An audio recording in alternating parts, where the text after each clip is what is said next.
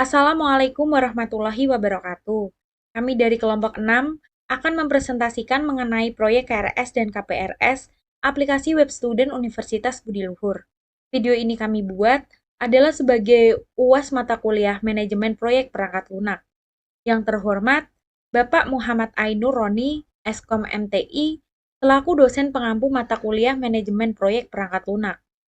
Perkenalkan, nama saya Seftivin Ratnamanda dan teman saya Muhammad Rifani, Anissa Agustina, Putri Septi Handayani, dan Adi Pratama. Kita langsung masuk ke pembahasannya, yaitu ada latar belakang. Pengisian KRS, atau yang disebut juga Kartu Rencana Studi, merupakan bagian yang berperan penting dalam sistem akademik Universitas Budi Luhur. Mahasiswa yang harus mengisi KRS untuk menentukan kelas perkuliahan dan mata kuliah yang akan diambil pada semester berikutnya. Hal ini menjadikan pengisian KRS sebagai hal yang vital bagi kelancaran perkuliahan mahasiswa.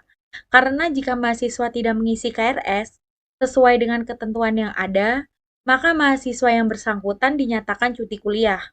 Dengan adanya pengembangan sistem pengisian KRS dan KPRS, mampu mengubah tampilan layout menu menjadi lebih yang terstruktur, sehingga memudahkan mahasiswa dalam pengisian KRS dan KPRS melalui web student Universitas Budi Luhur. Baik, yang selanjutnya adalah permasalahan. Berdasarkan latar belakang yang ada, maka permasalahan yang akan kami bahas dirumuskan sebagai berikut. Yang pertama, tampilan site menu pada web student terlalu banyak dijabarkan, sehingga mahasiswa mengalami kesulitan, karena terlalu banyak isi dalam layout yang ditampilkan.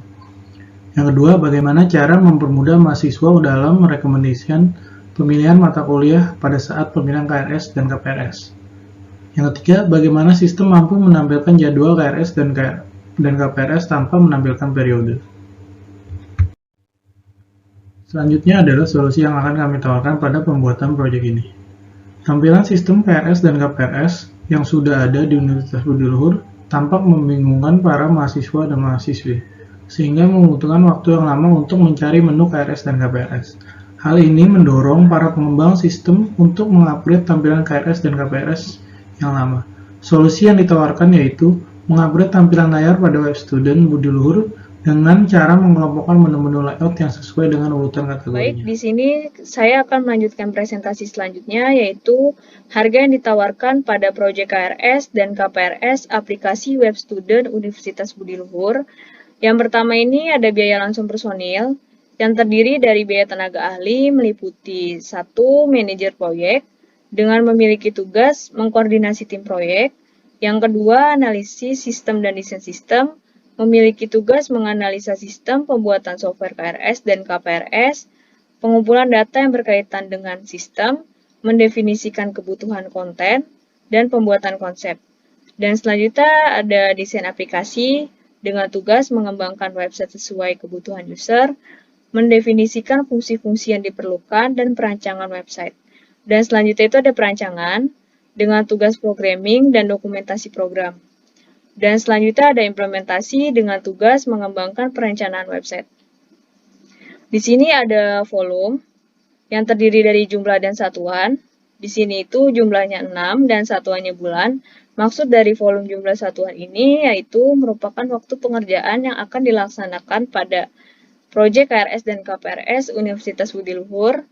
Dan di sini ada harga satuan. Harga satuan dari manajer proyek itu 5 juta dan jumlahnya itu 30 juta. Hasil dari 30 juta ini merupakan hasil dari harga satuan dikali jumlah, yaitu jumlahnya 6 dan harga satuan 5 juta. Dan totalnya itu 30 juta. Dan harga yang ditawarkan pada manajer proyek ini 30 juta. Dan selanjutnya ada harga yang ditawarkan pada analisis sistem dan desain sistem dengan jumlah 48 juta. Harga yang ditawarkan pada desain aplikasi dengan jumlah 30 juta. Harga yang ditawarkan pada perancangan yaitu 48 juta. Harga yang ditawarkan pada implementasi yaitu 30 juta. Dan total dari biaya langsung personil itu dengan jumlah 186 juta rupiah. Dan selanjutnya ada biaya langsung non personil yang terdiri dari biaya pengembangan meliputi registrasi domain, web hosting, dan pembuatan email berbasis web. Dan di sini sama, volumenya itu terdiri dari jumlah dan satuan. Jumlahnya itu 6 dan satuannya itu bulan. Harga satuan dari registrasi domain itu 1.300.000 dengan jumlah 7.800.000. 7.800.000 ini merupakan hasil dari harga satuan dan dikali jumlah. Dan jumlah 7.800.000 ini harga yang ditawarkan pada registrasi domain. Dan selanjutnya harga yang ditawarkan pada web hosting itu 60.000. Harga yang ditawarkan pada pembuatan email berbasis web itu 4.800.000. Dan totalnya itu 12.660.000 rupiah. Dan di sini jumlahnya itu pada biaya langsung personil itu terdiri dari 186 juta rupiah. Dan biaya langsung non personil itu dengan jumlah 12.660.000 rupiah, dan di sini dengan total semuanya yaitu 196.660.000 rupiah. Di sini ada waktu pengerjaan, yaitu kegiatan yang pertama adalah koordinasi ke tim proyek pada bulan ke-1, minggu ke-1, minggu ke-2, minggu ke-3. Yang kedua itu ada kegiatan analisis sistem dan desain sistem. Dikerjakan pada bulan ke-1, minggu ke-4, bulan ke-2, minggu pertama, minggu ke-2, minggu ke-3, minggu ke-4, dan pada bulan ke-3, minggu pertama. Lalu kegiatan yang ketiga ada desain aplikasi. Dikerjakan pada bulan ke-3, minggu pertama, minggu ke-2, minggu ke-3, minggu ke-4, dan bulan ke-4 dikerjakan pada minggu pertama dan minggu kedua. Selanjutnya ada kegiatan 4, yaitu mengimplementasi mengembangkan perencanaan website. Dikerjakan pada bulan ketiga, minggu pertama, minggu kedua, minggu ketiga, minggu keempat, dan bulan keempat, minggu pertama dan minggu kedua. Selanjutnya ada kegiatan yaitu web hosting kegiatannya. Dikerjakan pada bulan ketiga, minggu pertama, minggu kedua, minggu ketiga, minggu keempat, dan bulan keempat, minggu pertama, minggu kedua, minggu ketiga, dan minggu keempat. Lalu dikerjakan lagi pada bulan kelima, yaitu minggu pertama, minggu kedua, minggu ketiga. Selanjutnya ada kegiatan ke-6, yaitu perancangan, programming, dan dokumentasi program.